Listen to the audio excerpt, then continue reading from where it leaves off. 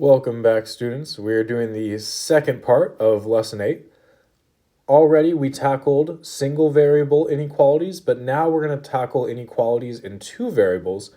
And all that means is that we're going to have both an x and a y variable in each of these. So linear inequalities, usually, deeper in mathematics, you will be covering how to graph not only the line itself, but also which side to shade. And you can do what's called linear programming, where you will actually solve for things in these problems.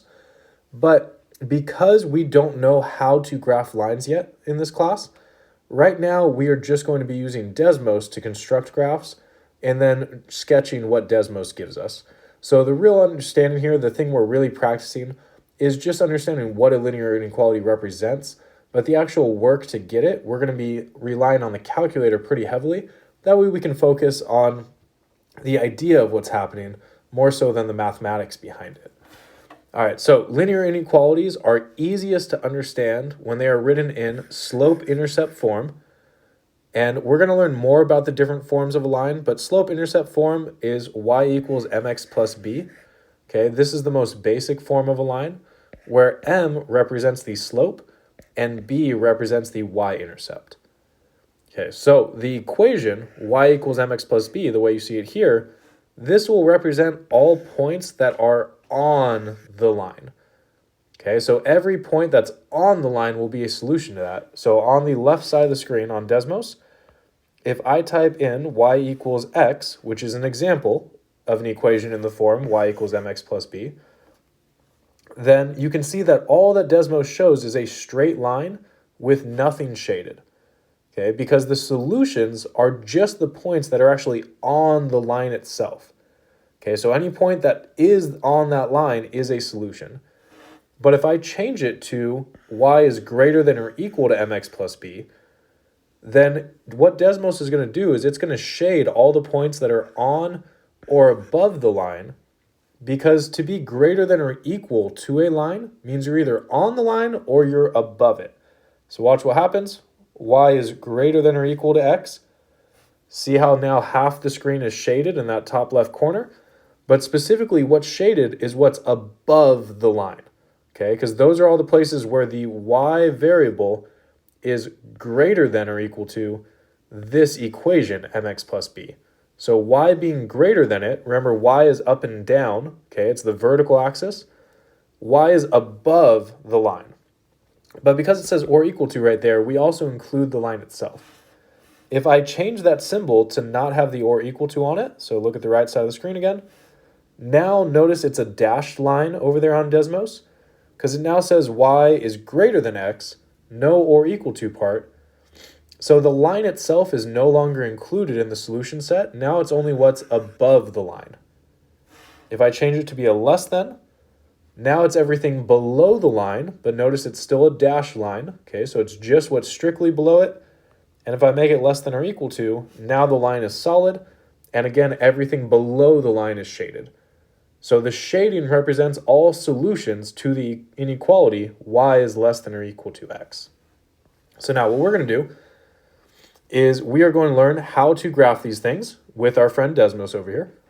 So since we have not learned how to graph lines yet, Desmos is going to help us out.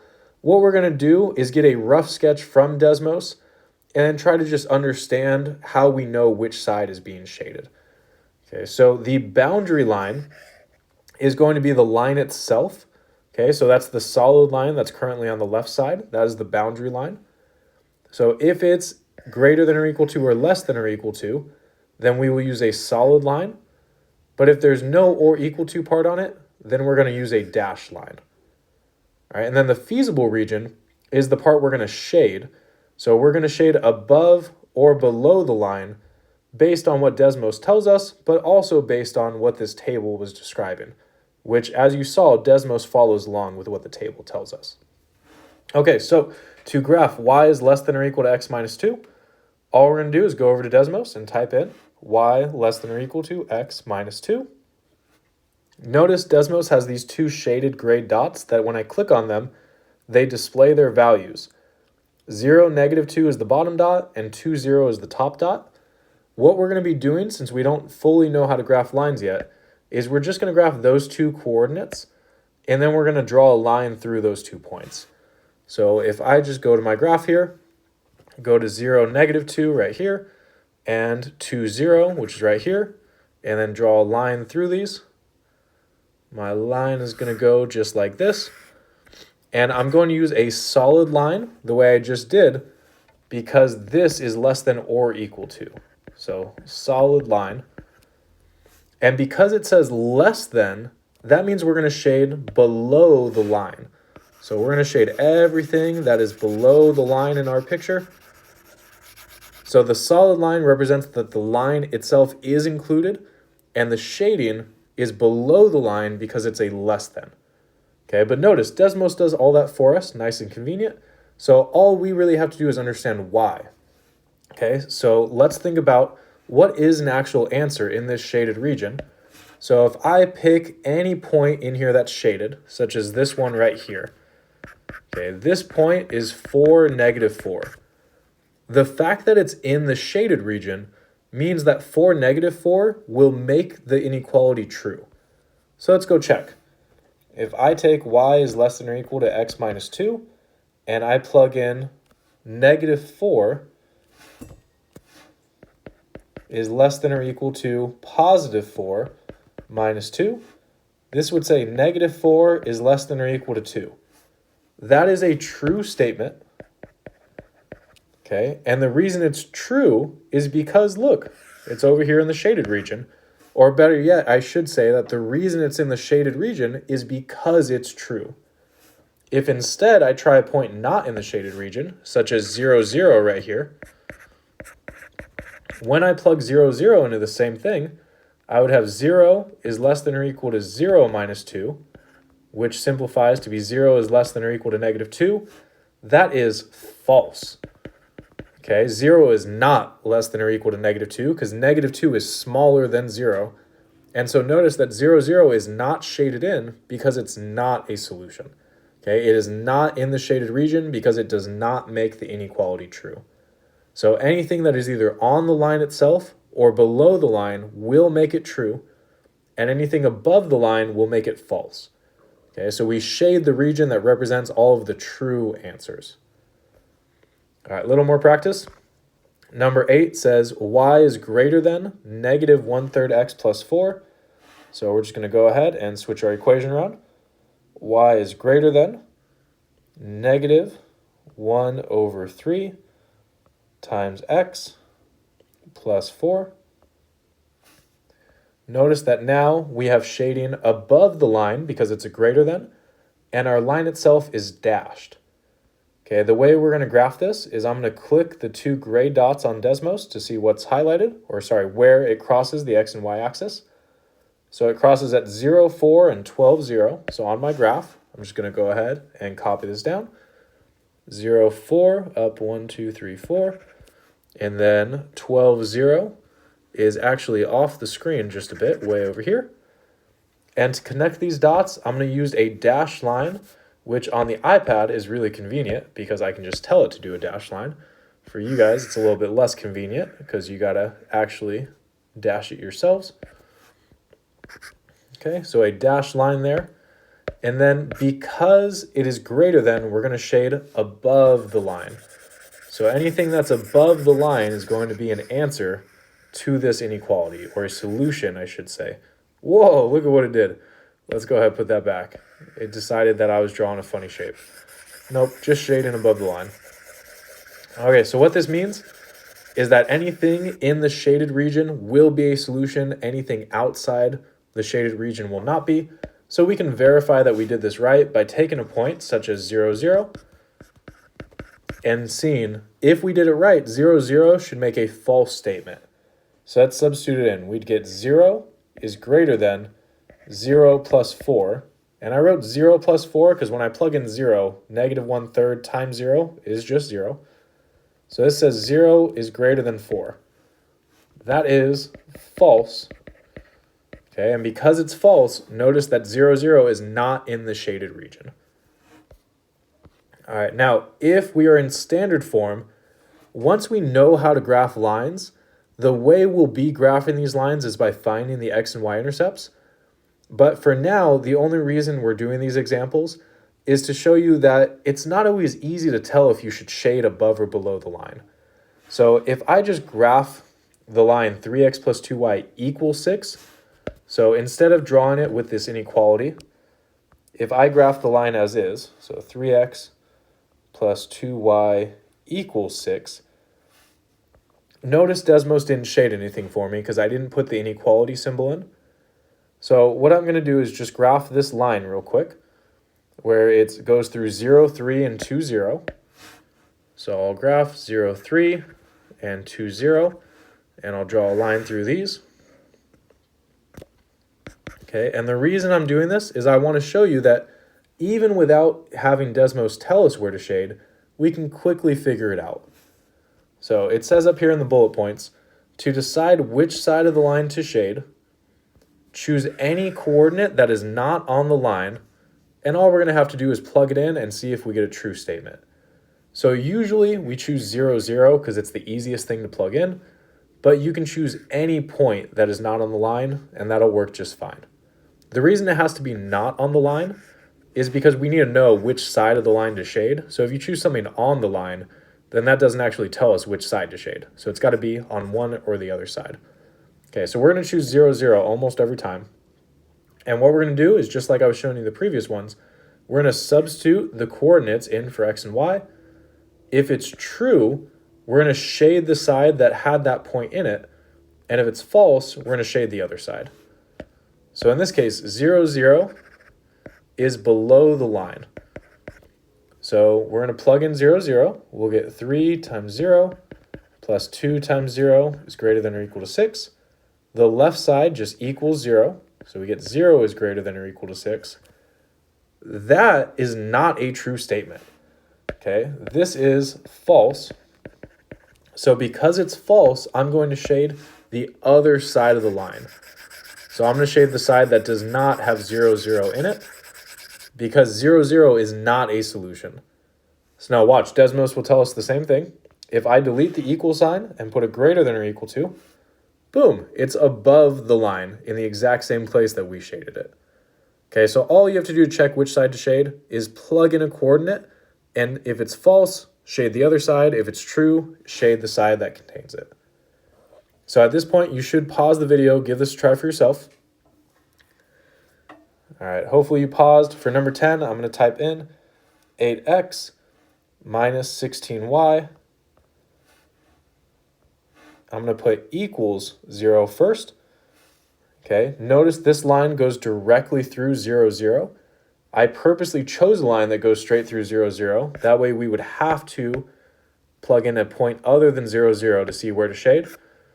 So I'm going to go ahead. Oops, chose the wrong option there. There we go. There's my dashed line. Okay, I'm going to go ahead and graph a dashed line because it says strictly less than here. So we're going to do a dashed line, not a solid line. And I'm going to roughly sketch where this line goes. Okay, it goes diagonally through 0, 0. And what we're going to do is pick any point not on the line and plug it in. So at this point, you should pause and choose a point that is not on the line, plug it in and see what you get. Okay, hopefully you paused, gave it a try. I'm going to choose the point 1, 1.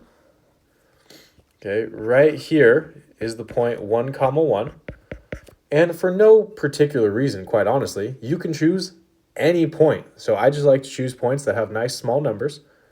So when I plug in 1, 1, I'll get 8 times 1 minus 16 times 1 is less than 0. This says 8 minus 16 is less than 0, so negative 8 is less than 0. That is a true statement. And because it's true, I'm going to shade the side that contains 0, 1. So I'm going to be shading this top side here because that contains the point that I just tested. Okay, so when you test it and it's true, you shade the side that contains that point.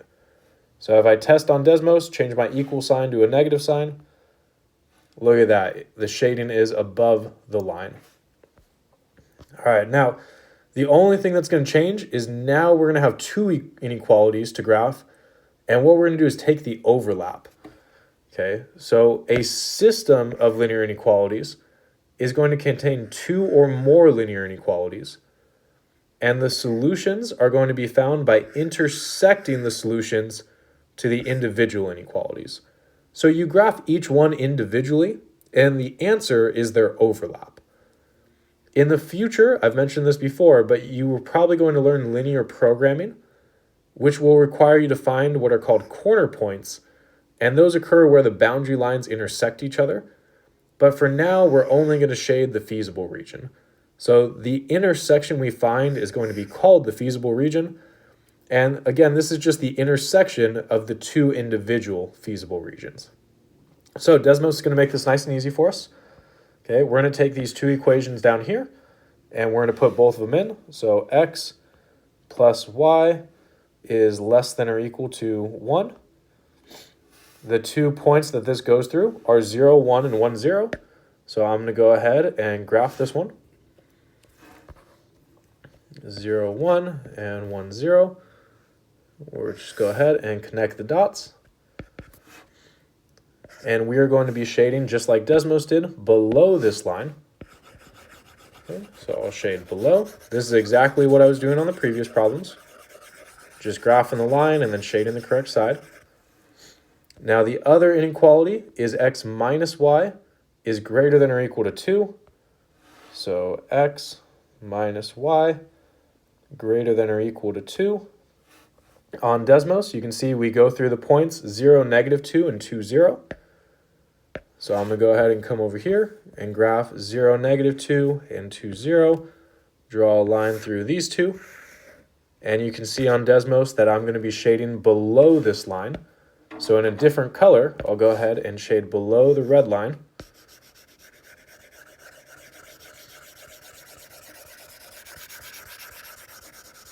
All right, and then our solution is going to be the region that is shaded by both colors. So if I go ahead and put both on Desmos by turning on the red line again, you can see that that bottom area has both the blue and the red shading in it. Just like on my picture, this bottom area has both color shadings in it. And so we don't have to actually graph the entire thing. Instead, we can go ahead and delete all the shading, and we actually only want to shade in the feasible region, which is going to be this area down here. Okay, so although you can keep both shadings in your picture and just indicate based on whatever you have, we really don't need the other shading. We just want to shade that feasible region down in the bottom. And so what we just found there, so this area down here, this is called the feasible region, where again is the intersection of the two individual feasible regions. All right, practice one more and then we'll go back up to that title slide. So we got a couple equations to type in here. We have x plus y is less than or equal to 7. We have x minus y. Oh, typing in the wrong line here. Oopsie. X minus y less than or equal to negative 4. And then one more, we're going to have 4x plus y is greater than or equal to 0. And when we get all of these in, you can see it makes a triangle. Okay, so if I take 2 away, you can see there's the red.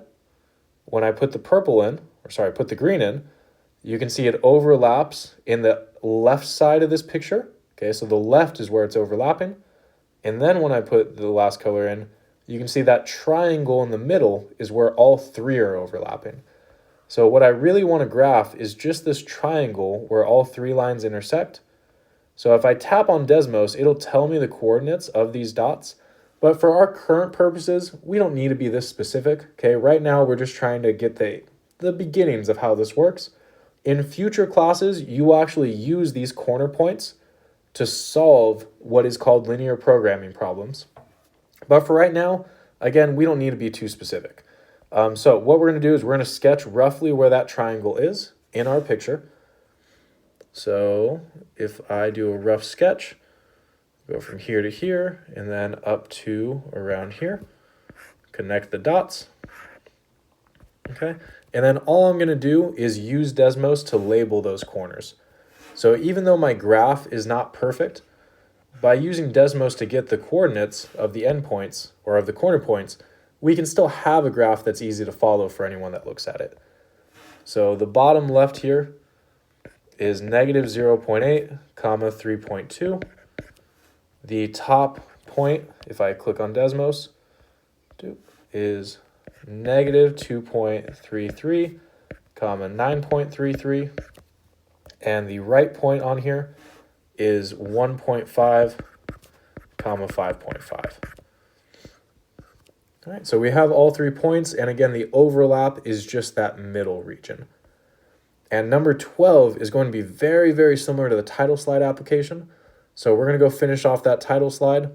And again, the whole point of this is just to get the idea that when you have inequalities, you have more than one potential answer.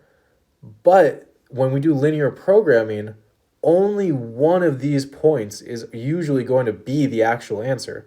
So what this does is narrow it down to possibilities, and then you can find the actual correct solution. All right, let's go do that title slide one. So up here, we have that a dietitian is planning a snack package of fruit and nuts. And what we're going to need to do is graph the feasible region that is described. Okay, so it says that we have a requirement for at least 7 units of protein, at least 10 units of carbohydrates, and no more than 9 units of fat. So we need the amount of protein, okay, so protein needs to be greater than or equal to 7. We need the carbohydrates to be greater than or equal to 10.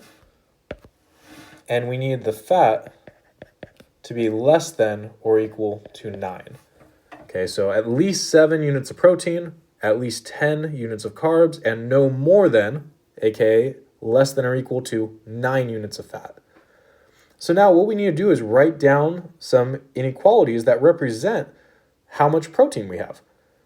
Okay, so if fruit is represented by X, okay, right here it says X represents fruit and Y represents nuts, then we can represent how much protein is in there by multiplying the amount of fruit times how much protein is in each fruit, and then adding that together with the amount of nuts and how much protein is in each nut or each serving of nuts.